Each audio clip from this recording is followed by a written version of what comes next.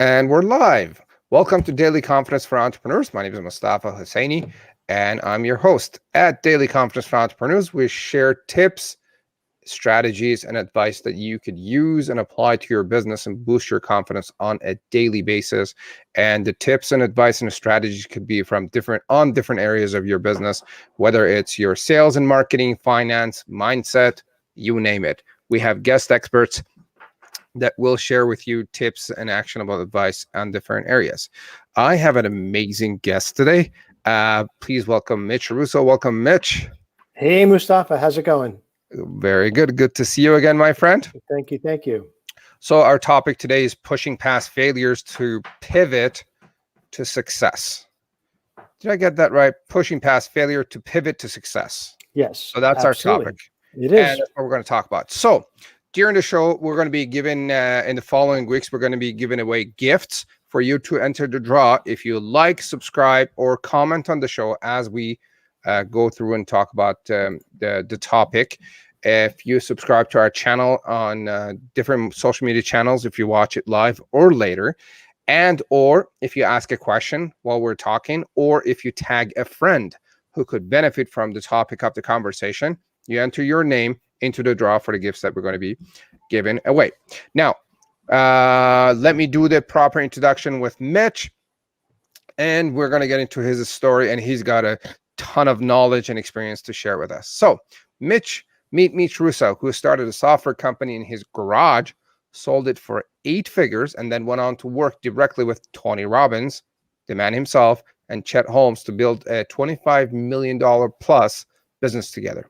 Nominated twice for Inc. magazine's Entrepreneur of the Year, Mitch helps companies scale rapidly. Mitch's first book is The Invisible Organization: How Ingenious CEOs Are Creating Thriving Virtual Companies. And he's here with us today with his new book called Power Tribes: How Certification Can Explode Your Business. Welcome, Mitch. Yes, thank you, Mustafa. It's great to be here with you. So where about are you right now? I'm in Sarasota, Florida at a mastermind, a live mastermind among live human beings, no masks. I know it's blasphemous, right? But it feels so good to be here. I personally have been vaccinated, so I feel safe. And I know that most of the room, if not all of the room, had been tested before we came in. So it's a pretty enclosed bubble here. And it's not that big. It's a small group as well. Fantastic. I love masterminds. So next time you do it, try to sneak me in there. Oh, you got it. I get you an invite, and you'd love it.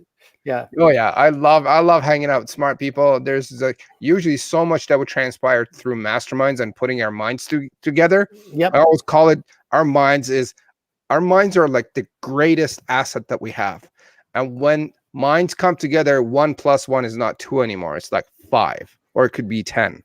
So yep. And my calendar is probably already full for the next month with follow-up calls and meetings from all these incredible people that are here. So it's been a great experience so far.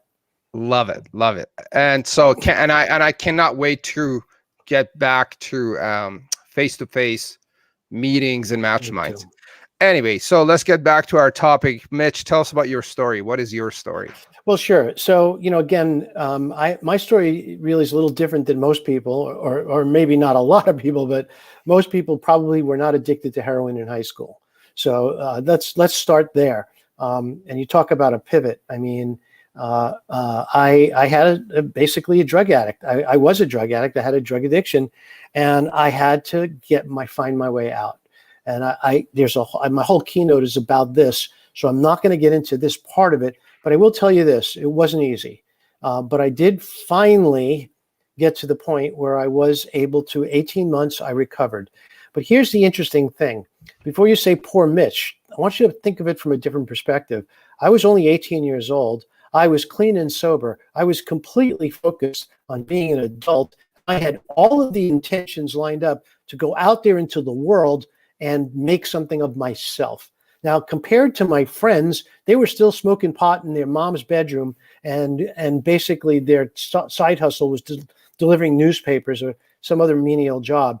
So this is really a blessing, and that's how it turned out for me. It started as a tragedy, ended up as a blessing, as almost all blessings do in my life.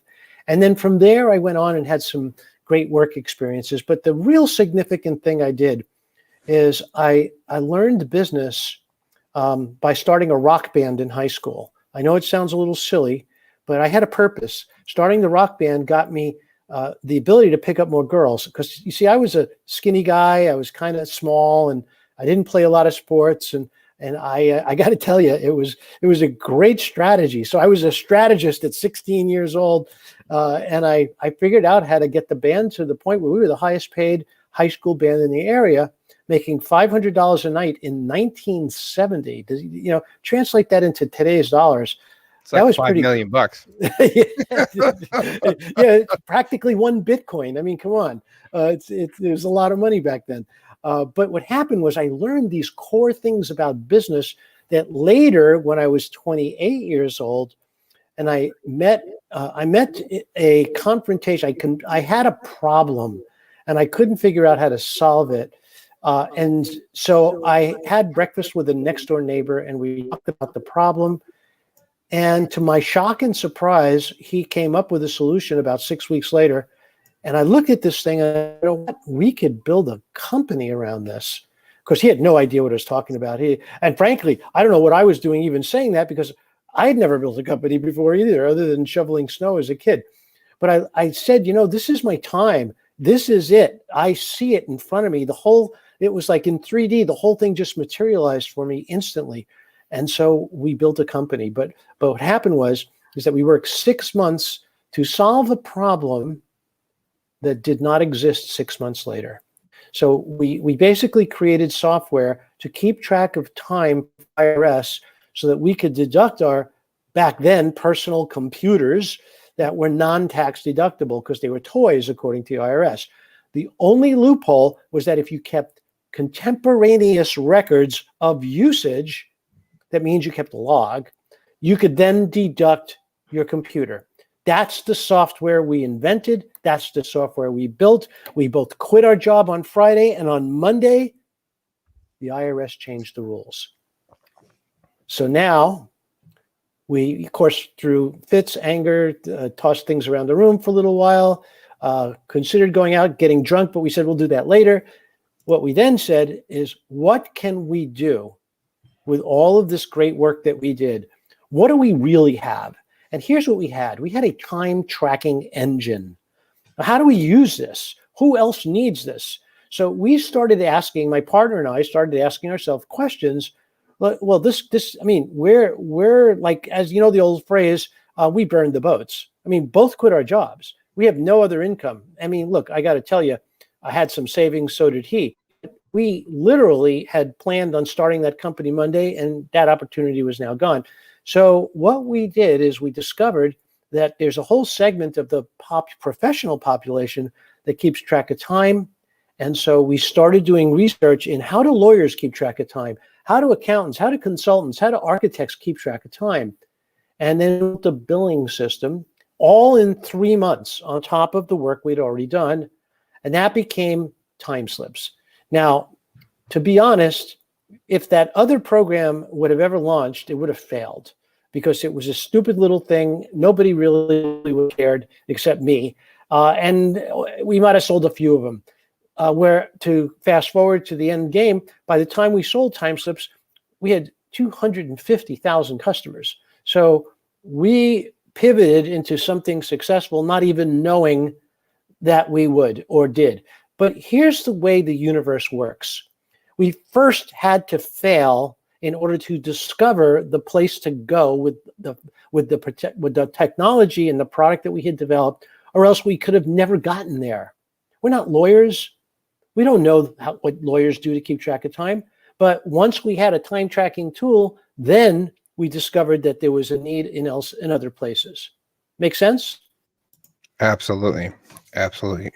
And I'm guessing as a seasoned entrepreneur and business owner, you have a lot of stories to share with us about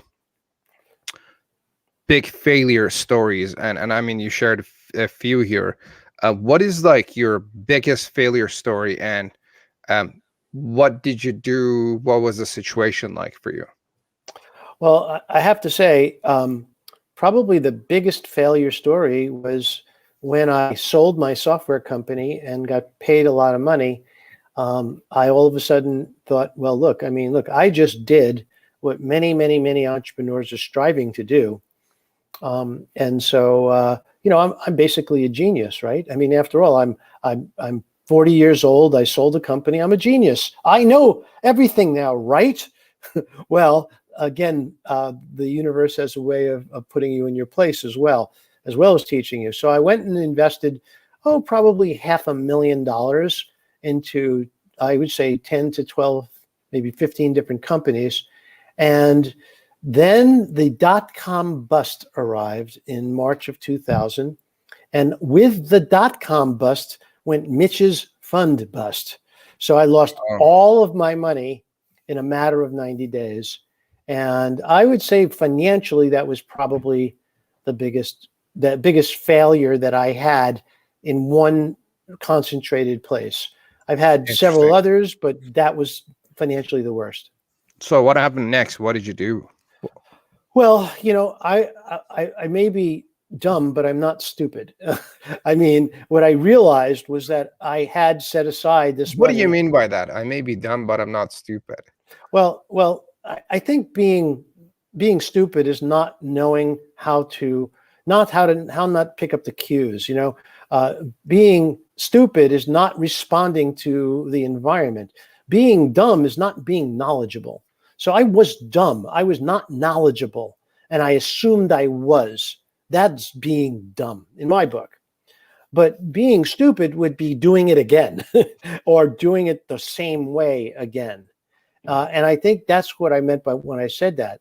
But the bottom line is that I had set aside that money, knowing full well that if I lost it all, I would have to be okay with that. And as hard as it was to swallow, I actually was okay with it. I wasn't happy about it. But then then on top of that, I suffered another financial setback. I had to divorce. Ended up in a divorce after 14 years of marriage, and lost another significant chunk of my net worth. And again, this is life. I didn't like it, but I still had enough to move me forward and get to the next level. And so really at that time in my life, that's when I met Chet Holmes. Now, not met him, but reconnected with him. Chet and I had been friends for many, many years.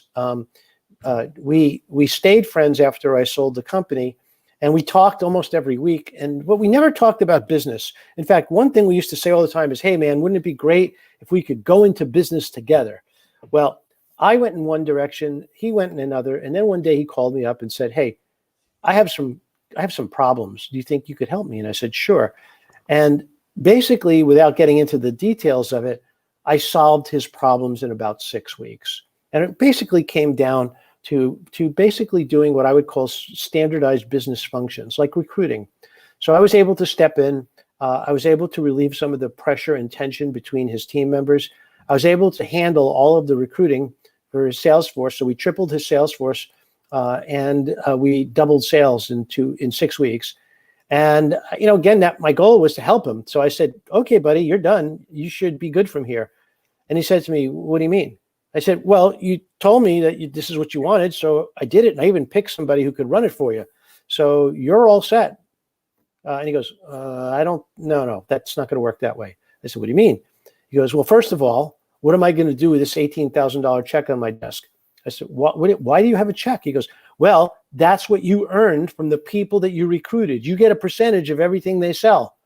I said, "Well, that wasn't the deal. I didn't know that. I don't want your money." And he goes, "Look, I don't want you to stop doing what you're doing.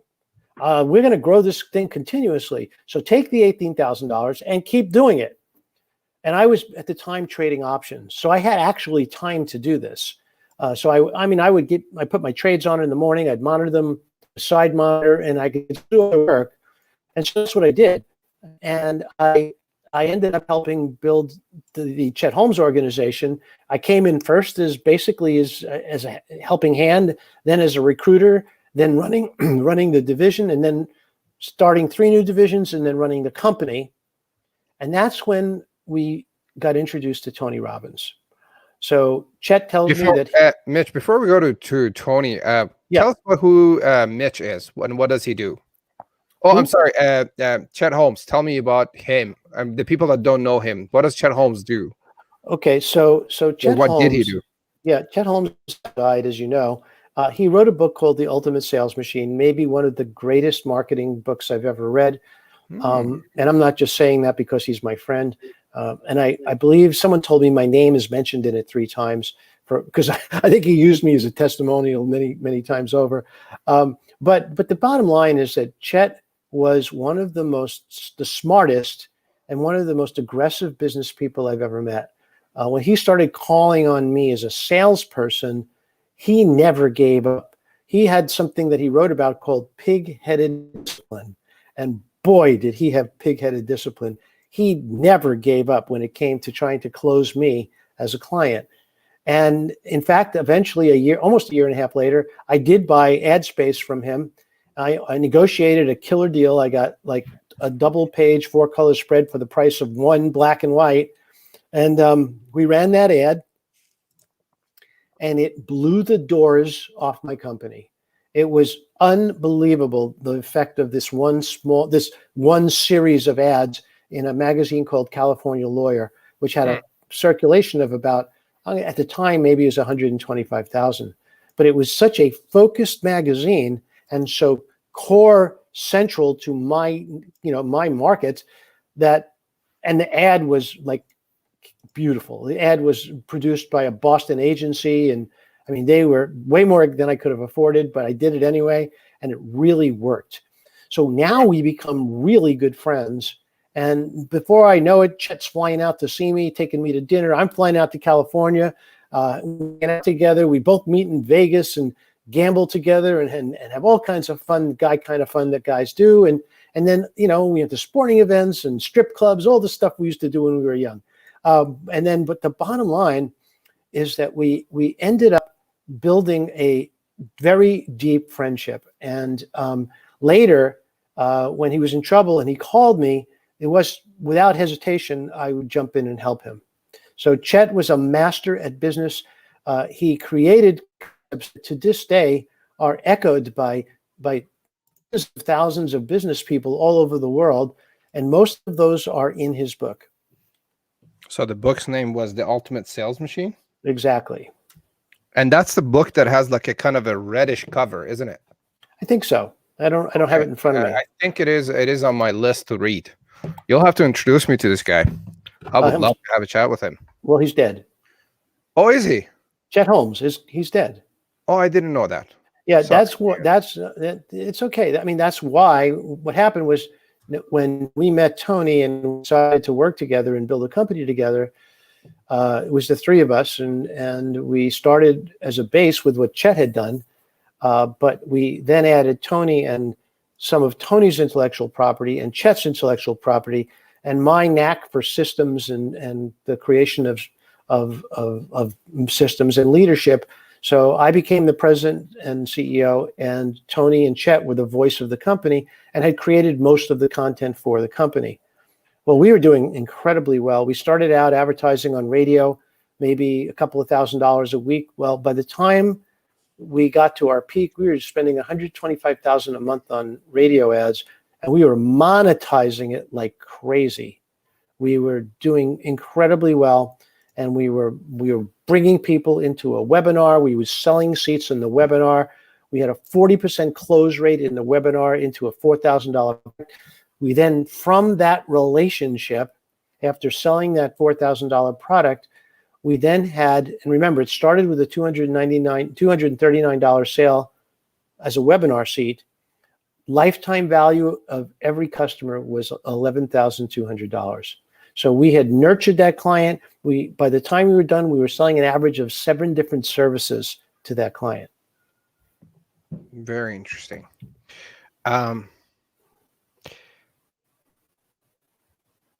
What is a typical day like for you these days? Well, I like to take care of myself, basically. What that means is that I don't start work till 11. And on a long day, I work till 6. And I only take calls 3 days a week. But I will work on the fourth day to catch up and do whatever other things I couldn't do on the first 3. But I generally don't take calls. And then Fridays is off every Friday. So I have a 3-day weekend every weekend. I'm not always off, but I leave myself that time. I meditate every morning. I used to go to the gym every morning when gyms were open, and they're starting to reopen now. So I'm hoping to restart that. But I do live in the most beautiful place, in the second most beautiful place in the world, some people would argue.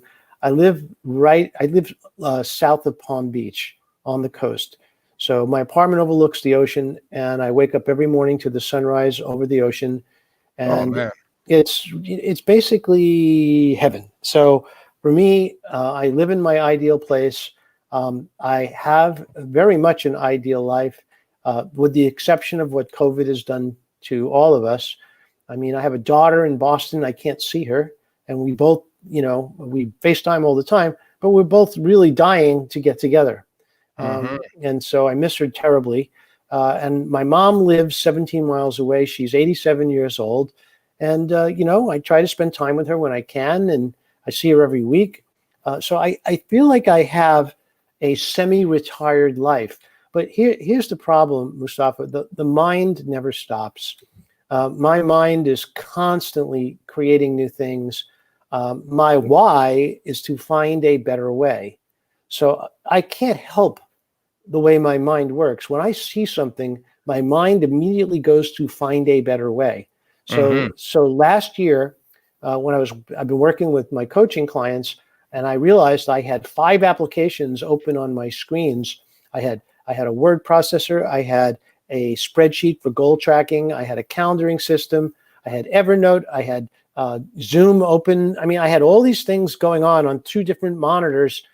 And by the end of the session, I'm sitting here trying to consolidate all this information to send out an email. It's taking me almost as long as my session.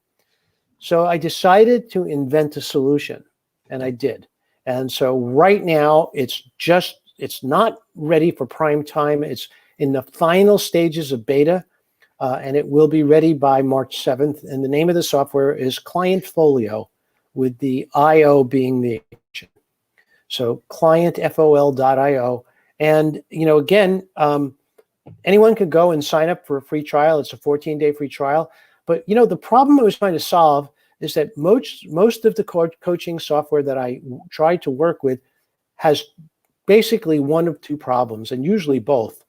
It's complex and it's expensive. So for me, complex means that if it takes more than 10 minutes to learn, it's complex. Yeah. And my software comes with a 10-minute training video, and that's all you need to do to learn how to use the complete system. And as far as expensive goes, I was willing to pay $129, $169 a month for great coaching software. But I said, you know what? That's not what people can afford. So I'm going to release this at $19.97 a month. And that's how we set it up. That's what we're doing. And we're doing an official launch on March 7th. Very nice. Now, I made a couple of notes here. Number 1 is to visit Mitch when I can and explore your heaven down there. Up here it's like a winter heaven up in Canada, but down there you guys get some more sun than we do. So yeah, if I'm down there, I will definitely stop by to grab coffee. Sure. I love the ocean and all that. And so question, what are some of the biggest mistakes that entrepreneurs make around taking care of themselves? Because you seem to be taking care of yourself pretty well. What are some mistakes that entrepreneurs make? Well, let's think about this together. I mean, when you were younger and you were just starting out, did you really put any limits to the amount of hours you worked? No, I still don't. Okay. Well, I mean, I do. I mean, I do it because, it's, don't get me wrong. It's not like I am like so organized that every night I have all of these wonderful activities to do. Sometimes I just literally need to have my girlfriend come by, maybe pour a glass of scotch, maybe sit on the porch, watch the sunset, and then maybe cuddle on the couch and watch some TV. It's not that complicated. And I don't need a lot to really enjoy my life. But what I do know is that if it's dark out and my computer is still on, it's time for me to think about shutting it off. Now, the only real exception to that is that I have a team in India. They are on a whole different schedule as me, and they're incredible people. And sometimes I do need to work with them past my normal business hours because they're on different time zones. But that's really just about the only exception. Got it. So what do you do now, and who do you serve? Well, on one hand, I still work every day. Every one of my non-off days, I'm still working with clients. And the reason is because I just love seeing a person's life and business change in sometimes as little as a few months. On the low end, I call that the low end. These are my one-day programs. They take 2 months. I meter them out at a time. And I work with folks on whatever it is that they need. During COVID, I was able to shift many keynote speakers from stage to online to revenue in 5 days. And so that became a fun thing to do for a while. I still do that too. But my big thing is Power Tribes. Now, let me quickly explain this. When I built Timeslips Corporation, I discovered something. I had no idea that it was a thing. We basically had figured out a way to build certification as a way of growing the business. Now, what we were able to do is we were able to certify our very top best clients. We were able to charge them every year. We were able to enable them to sell our products. We enabled them also to charge for their own sessions, and we invited them to all of our public events.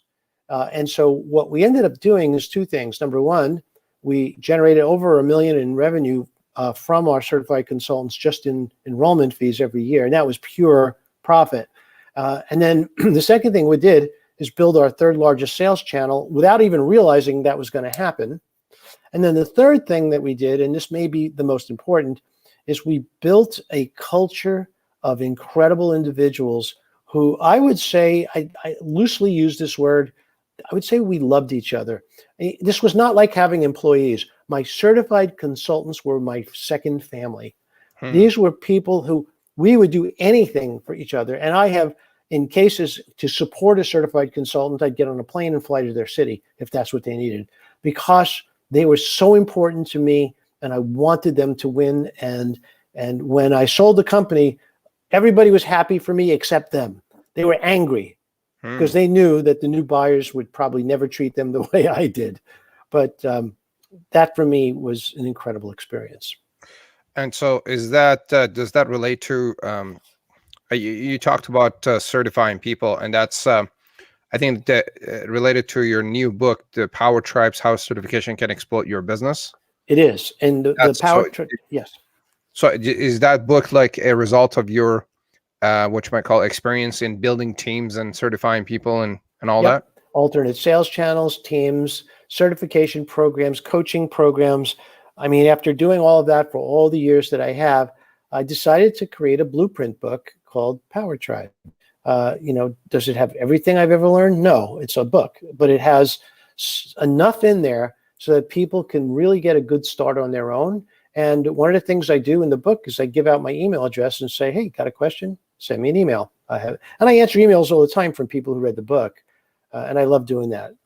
But the bottom line for me is that I really want to build Power Tribes. I want to build certification programs. Now, in all honesty, it's a high ticket program, but the ROI is so powerful. The business proposition is so strong that if you're the right type of company, it makes a lot of sense. Absolutely. I mean, if you have the right type of goal, you would invest any amount of money to get there. As an example, like in January, I just signed up for 25 grand worth of coaching in 3 months. And my buddy was like, "Oh my God, 25 grand." And you gotta understand, in Canadian dollars, that's like 3 million bucks. And so I kind of called up a couple of coaches that I knew could help me. I signed up, I called them up, "Hey, I need you to help me with this thing." How much? It's 18 grand, done. The other coach, how much? It's 8 grand, done. And then my buddies are like, 25 grand in 3 months. I'm like, yeah, if you want like $1 million or $2 million in a year, 25 grand, it's like peanuts compared to Well, what we're what trying to. exactly, and what happens when you bring in a coach is two things. Number one, you compress time. So instead of taking a year or two to get to a certain place, failing on and off along the way, you bring that down to, as you said, 3 months. You just get boom. The other thing that you're buying is you're buying the experience of someone who's done it before. So my tip is, if you ever want to hire a coach, never hire somebody who's never done what you did, what you need to do before, and usually multiple times. Yeah. So that's why, I mean, I've turned clients away because I have not done what they needed me to do. So I had one guy come to me with a chain of retail enterprises. They were very cool people. I really liked them. I gave them some free advice, and I said, look, bottom line is that I can't help you. I've never grown a retail chain store before. I have an idea of how to do it, but I don't want to waste your time, let alone your money. So here's a guy who's done it 5 times and in fact founded a company, built it to 200 stores and sold it. Here's your coach, not me. Yeah, absolutely. And that's really, among coaches, we do that all the time for each other because we kind of know that when the right opportunity comes along, our coach friends will refer us for it. So if somebody comes along and says, well, I'm thinking about building a coaching program or a certification program, oh, you should speak to Mitch. Mitch does that all the time, because that's my experience. And that's what everybody should think about before they hire a coach. Yeah. And then the only thing I would add to that is don't get cheap on hiring your coach, because getting cheap on that is going to actually cost you a lot more. The money that you're investing and the money that you're not getting that you're supposed to, or the business or the outcome that you're supposed to build. That's right. Absolutely. What's your experience with coaching, Mitch? Well, I've had coaching. I've coaches that you hire to help you out. Yeah, I've at times had as many as 3 coaches at a time, and some of them are not business. Like for example, I had a nutrition coach.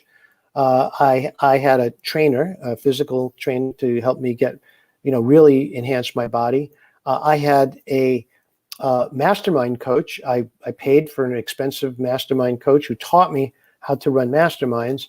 I've had strategy coaches that opened my mind to strategies that I have never really explored before in areas that I had never looked. So in one case, I worked with a coach for about 60 days, and I was able to double my revenue within 3 months after working with it. And there again, it was just a matter of, the information I simply didn't have, and he did. And not only did he share it with me, but he helped me navigate the potholes so I didn't fall into them. And that was super important. Absolutely. Yeah. I mean, when you work with the right person that has the experience, results could happen in as much as 3 months. And I just recently, I came across the book 12-Week Year. And the goal is to accomplish your year's goal in 3 months. Yes, that's Todd Herman's book. Yes. Is Todd Herman? Yeah, that's Todd Herman's book. No, it's someone else's. Someone else. 12-Week Year. Todd Herman has a similar topic, the 90-day year or something. Okay. But this guy's the author is Brian something or Ryan something. Anyway, so do a 1-year goal in 90 days. And I was fascinated by that. And then if you try to do something like that, you definitely need support. So right? True. So true. And well, you need more different types of support. I mean, if you're about to do a sprint like that, then you need nutritional support. You need sleep support. You need physical help in terms of getting your body fine-tuned. I just came out of a presentation with a guy who has a drip bar. I mean, he literally is now franchising these bars where you go in, for 30 minutes and you take intravenous vitamins. And the results are astounding. So some of the results he was showing during the presentation. I mean, if I had one of those near me, I think I'd be there every week at a minimum. Absolutely. Absolutely. Like without the right type of support, it's almost impossible. Right. And then it's like, so one of the things that I notice is people set a goal and they're like, oh, I'm so ambitious about this goal. And they start doing it on their own. They try to figure it all out on their own. And it doesn't happen and they fail. And they're like, oh, I feel like a failure. And they feel miserable. While they could have gotten support. True. And accountability. Either, from someone that has done it before to just make it a lot easier, faster, more efficient. And, the whole thing on that. Yep. Well, imagine just another example. Imagine, trying to learn how to dance without a dance instructor. Imagine trying to learn a foreign language without a language teacher. I mean, it's just natural. Us human beings are designed to rely on one another for the help we need and to provide the help we need to others. Absolutely. Another analogy I bring up is people say, I'm going to do it on my own. And I said, you know what else you could do on your own? You could try to build a Mercedes. You could. But it took them 200 years to build what they're building now. Right. It'll only take you 200 years. But you still won't get do it. Well, you're more optimistic than me. I give you 200 years. You still couldn't build me a Mercedes, I bet. Probably not. Nor would I try. Yeah. So, Mitch, you have agreed to generously share your book, The 3 Simple Ways to Get Free Publicity and More. Can you tell us about your book there that you're sharing with us? Yeah. Well, the reason I wrote this book is I actually wrote it initially as a shortcut for my clients because I found that I was teaching the same 3 things over and over and over again and wasting their time and frankly boring myself to death. So I instead decided to write it all up and put it into a nice looking book and give it away. And the idea behind giving it away is that it's part of a bigger series. But these 3 tips are probably I think the 3 smartest strategies for growing and building a company that I've used over the years. And in short, what they are is being a guest on other people's podcasts, like I am today. Another strategy is using PR the right way, using press releases in a scientific way to get published and do it pretty much for free. And then the third thing, which you're very familiar with, Mustafa, is joint ventures and how easy it is to do a joint venture if you use the formula that I share with you in the free giveaway. And so you're sharing how it's done in this ebook? I am. I'm not only sharing how it's done, I'm actually giving you the blueprint of the letters you need to send to potential partners. I'm also showing you what you need to have in order to do a joint venture. I love it. Gang, this is a very valuable resource if you're watching or listening later, either on social media or on our podcast. Put the link here in the show notes and in the comments to go get Mitch's free ebook, 3 Ways to Get Free Publicity and Exposure for your brand, yourself, and your company. And how to get JV partners, how to get published on media outlets out there, and a wealth of knowledge that he's sharing in that book, and it's free. So click on the link and claim your book and actually read the book. I read a stat that says 90% of people that buy a book never open it or finish it. They read like the intro or the first couple chapters and don't finish it. Well, if I don't finish a book, I don't feel good about it. Even if I don't like the book, I tend to finish it because there's usually something that helps me with my life or my business. And I learned this from Tony Robbins saying, if someone put 50 years of experience in a book and you can read it in a day or a week, right? You have their 50 years of experience in a week. And if Mitch is sharing his experience on on how to get publicity and exposure and the rest of it for free, I would finish that book if you're serious about your business. It's a short book, first of all. Second of all, I want to bring up a point, something related to what you said. And this is going to sound a little contradictory, but it's really not. Words don't teach. Action is what teaches. So you could read that ebook and frankly, you may not do anything at all with it. And if you don't, you didn't learn a thing. You got some information, you'll forget about it in a week or so. But if you do it, you'll not only never forget it, but you'll actually get a benefit from doing it. So keep that in mind. If you don't do the things that you're reading about, if you don't take action, then in effect, it was worthless. Nothing works. Absolutely. And if you have any doubts or questions about taking action, reach out to Mitch, and I'm sure he can help you with that. Of course. Yeah. So Mitch, what are your top favorite books that have either made a massive impact on your life or you recommend to people to read all the time? Well, probably one of the most pivotal books I read, and these may not fit your mold of business books, but I'm going to tell them to you anyway. Sure. In 1999, someone gave me a copy of The Alchemist by Paulo Coelho. And I read that book, and it was like a mule kick in the side of the head. It actually moved me out of my body and made me think from a completely different perspective. And it changed my life. It sent me down a rabbit hole that I never came back out of. And it was an incredibly beautiful and moving book. And of course, I mean, these sort of books may or may not have an effect on you the way they did on me, but that was, for me, a very powerful experience. The other book that, again, is not necessarily a business book. It's a book about life, and it's a book about philosophy, and it's a love story, and it's a story of bravery and perseverance. And that's the book called Atlas Shrugged.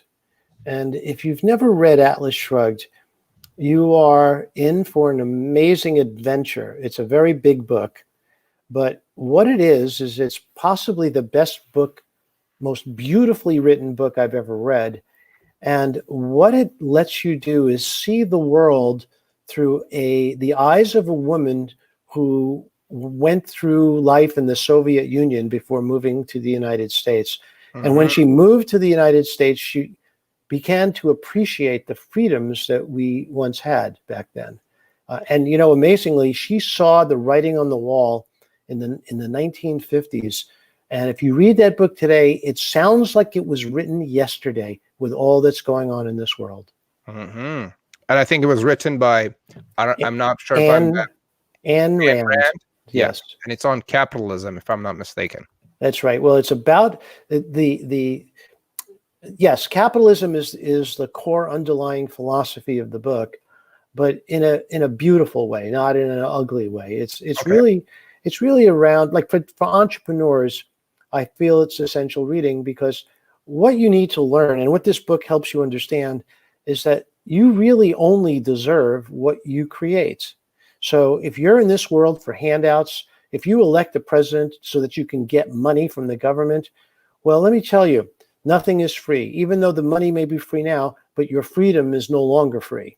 And that's part of what we're all going through, 1957, good. And that's what we're all going through right now. I mean, we're going through life in a way where we don't understand. I mean, I don't understand life in many ways right now. I don't understand a movement that says that, going to college and what you learn in engineering school is racist. These things don't make sense to me. Doesn't mean that I'm racist, or maybe it does. Because if it means that mathematics should not be learned by people, I don't agree with that. And if that's racist, well, there you go. I believe mathematics is the core of all sciences and engineering. And I mean, do you really want to drive on a bridge where mathematics was banned from the engineering school that this person graduated from? Probably not. Probably not. So those are amazing books. I've read The Alchemist. I absolutely loved it. And it helped me to pay more attention to smaller details Yep. Yep. and the messages and the subtle messages that we're getting from our environment. Right. Amazing. And I couldn't put it down. It was one of those, part of me wants to go read it again. And I think I will. And the Atlas Shrugged is on my list to read. What's a third book that you usually recommend or may have changed your life? Well, it's a recent book. And I love the book so much. I contacted the author, and we became friends. We got into a dialogue, and we discovered that we had a lot in common. And I was thrilled to be able to spend time with him. The book is called Humble Alpha, and it's by Stephen. I can't pronounce his last name, Cruz or Krantz. And Stephen has this amazing way. He was in the Marines. He learned leadership and used it to lead people and lead divisions through hell and back, and they loved him for it. And when I understood the concepts of Humble Alpha, I realized that most leaders would really, really benefit from understanding them too. And so that's my latest favorite business book that I'm recommending now all the time. Very nice. I'll put it on my list and Very I'll good. check it out. Now, Mitch, if you had an ad that everyone on the web could see, what would your message be? My message would be an ad, meaning something that I would use to promote myself. Is that what you're saying? Not to promote yourself, your message for people of the earth. Well, my message is really, really, I think very simple, and that is love yourself. Love yourself, take care of yourself, because nobody else will. I mean, other people will love you, of course, but if you don't love yourself, then you are not lovable. Mm-hmm. And if you want to be loved, first learn how to love yourself. If you are broken and stay broken, you will attract broken. If you love yourself and you see yourself as a spiritual being having a physical experience and understanding that nothing is permanent, even disaster is not permanent, then you'll attract people with the same basic philosophy and you'll have a much happier life. Mm-hmm. So I shed negative people. I can smell negativity and pessimism a mile away. I had a friend who was subtly gaslighting the people around him. I don't know if you know what gaslighting means. No. Gaslighting is making people think they're crazy by challenging the beliefs that are visible to them. An example of gaslighting, a real life example is many years ago, I asked my alcoholic wife if she had picked up the dry cleaning, and she said, yeah, it's in the car. So I went down to the garage, I opened the door, and there's no dry cleaning there. So I came back into the house and I said to her, where's the dry cleaning? You told me it was in the car. And she said, no, I didn't. I said, just a minute ago, you told me that the dry cleaning was in the car. She goes, no, I never said that. That's gaslighting. And unfortunately, this is, and it could be even more subtle than that. That's pretty obvious. But we have to be aware of that, because we start to challenge the integrity of our own beliefs and thinking when people around us deliberately try to use this technique to erode our confidence in ourselves. Shields up when it comes to that. Prevent it, get it out of your life, and move on. Absolutely. It's very important to get negative people out of your life. And I've had that experience. I went through Darren Hardy's book. God, I forgot which one of his books, but he had a workbook where he got you to list the top 5 or 6 people that you hang out with. Yep. And then the next part was mark the people that you should not have in your life anymore. It was a tough exercise, but when I marked them as this person should not be there because they're negative, and they're not really helping, it was a scary move. It's like, oh my God, this is my friend. I know him. What if I don't? And this is my brain, and my brain going, what if I don't find another person to replace with? Those are scarcity mentalities. That's right. And God, when that person, and when I marked him off on that sheet to get him out of my life, he automatically was out in a matter of 2 to 3 months. Yep. And it's just, life was so much easier without the negativity and the constant grind of you trying to do something positive and them going, no, don't do that, or it's not going to work, or they're not supporting you in any way, shape, or form. Right. So it's called damning with faint praise. And what damning with faint praise says, so Mustafa, you come to me and say, hey, Mitch, I got this idea. I have this thing. It's going to be really great. And I said, yeah, it sounds like it might be okay. Well, where are you going to get the money? Who's going to buy it? You really think they'll buy that?